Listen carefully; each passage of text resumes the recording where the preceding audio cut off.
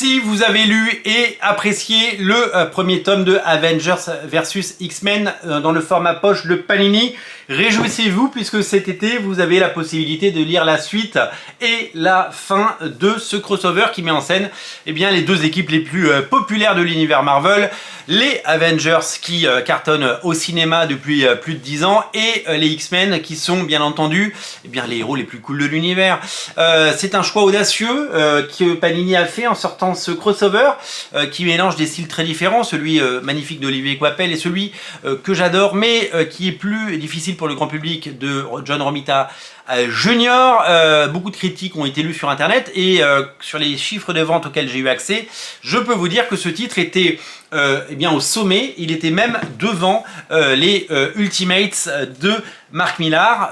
Et oui, alors il avait été moins réédité par le passé, c'est une évidence, mais c'était un choix judicieux parce que évidemment les Avengers et les X-Men sont populaires.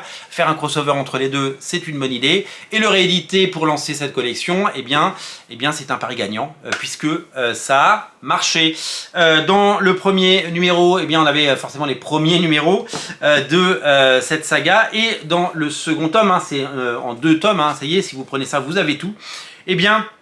Vous avez les épisodes les épisodes 7, 8, 9, 10, 11 et 12 de Avengers vs X-Men, scénarisé par Matt Fraction, Brian Michael Bendis, Jason Aaron et Ed Brubaker. Et vous avez, alors il y a aussi plein d'autres scénaristes qui font, vous savez, les petits épisodes qui sont comme des jeux vidéo où les héros se battent les uns contre les autres.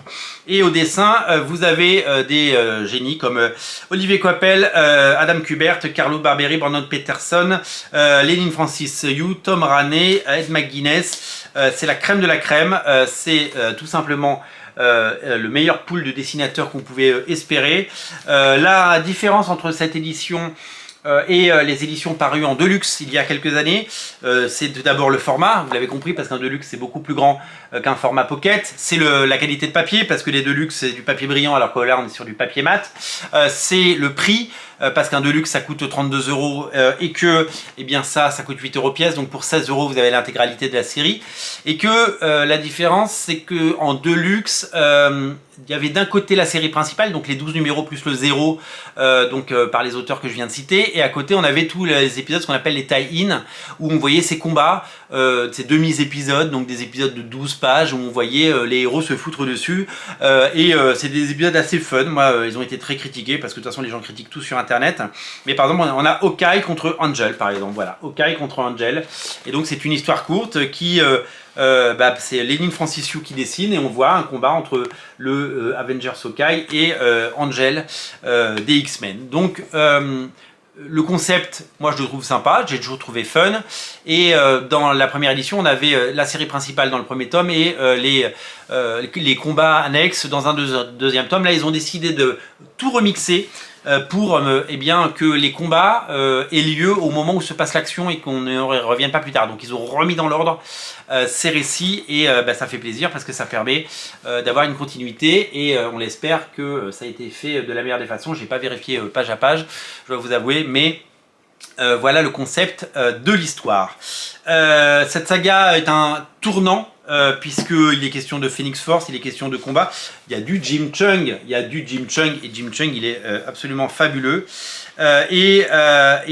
Donc c'est un récit dans lequel il a véritablement été question de combat épique, avec un dénouement qui a marqué les esprits et qui a marqué à tout jamais le lectorat, parce qu'il se passe des choses à la fin qui vont avoir de vraies répercussions. Les épisodes d'après des X-Men, c'est ceux de Brian Michael Bendis où Cyclope est jugé, vous le découvrirez bien assez tôt, et c'est également des épisodes dans lesquels il va devenir ce mutant révolutionnaire, vous le savez, avec ce X au milieu du visage, donc il va y avoir des répercussions assez intéressantes. Alors ça, ce n'est pas encore édité en pocket, ce dont je parle, mais ce crossover a eu une très très grande importance en son temps, et c'est vraiment quelque chose qui a marqué les esprits, et ça a été un succès pour de bonnes raisons.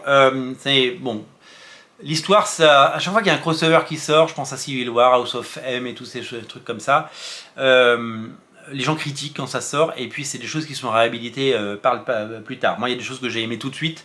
Civil War, c'était génial, évidemment. Celui-là, je l'ai vraiment aimé. Je sais qu'il y a des crossovers récents que j'ai pas forcément apprécié, mais celui-là, je l'ai aimé, et je suis content que ça sorte, et je suis content que ce soit un succès, et je suis content que vous puissiez le découvrir cet été, et bien peut-être sur votre lieu de vacances. Je vous invite vraiment à jeter un œil dessus. Donc voilà, vous avez l'intégralité, 2 fois 8 euros, 16 euros pour un certain nombre de pages de bande dessinée. Vraiment, ça vaut le coup. Cette collection marche, mais elle peut marcher encore plus fort. Et je vous invite à jeter un œil dessus. C'est pas très engageant, 16 euros. Régalez-vous. Et puis, s'il vous reste des euros dans votre porte-monnaie sur votre budget vacances, et bien, ou votre budget comics tout simplement, et ben, vous savez que des titres de la collection Marvel Pocket, il y en a la race. Donc continuez à vous régaler, continuez à vous faire plaisir, et continuez bien entendu à profiter de ces petits prix, parce que c'est quand même génial d'avoir autant de comics à petit prix et autant de diversité de choix et d'offres. Voilà, à très bientôt pour d'autres émissions. Salut.